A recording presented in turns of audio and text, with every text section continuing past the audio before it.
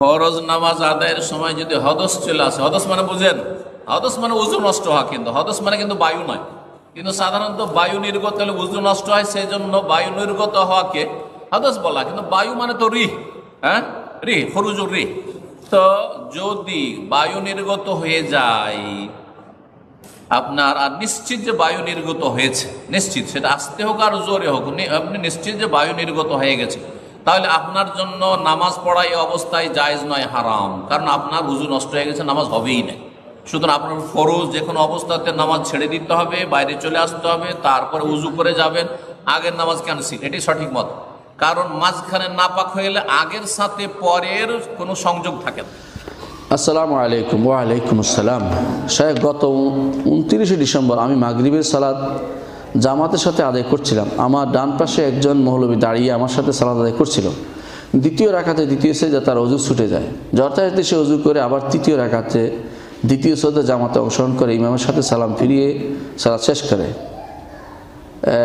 দ্বিতীয় রাকাতের দ্বিতীয় সেজদায় তার অজু ছুটে যায়। যথারীতি সে অজু করে আবার তৃতীয় রাকাতে দ্বিতীয় সেজদায় জামাতে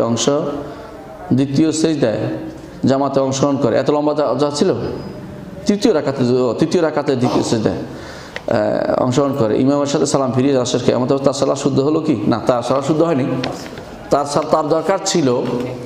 তার দরকার ছিল ইমামের সাথে এসে আবার যখন একত্রিত হয়েছে, যেখানে মাঝখানে ছুটে গেছে এটা আবার পড়া, অর্থাৎ আরেক রাকাত পড়ে তারপর সে মাঝখানে ছুটে গেছে, দাঁড়িয়ে আরেক রাকাত পড়ে তারপরে সালাম ফিরানো।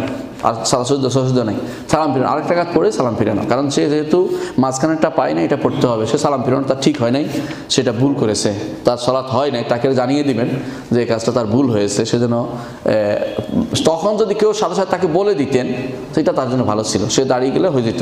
কারণ নামাজের সংক্রান্ত সাবধান, যে কোনো সাবধান কথা বললেও তারটা শুদ্ধ হতো নামাজ সংক্রান্ত থাকলে।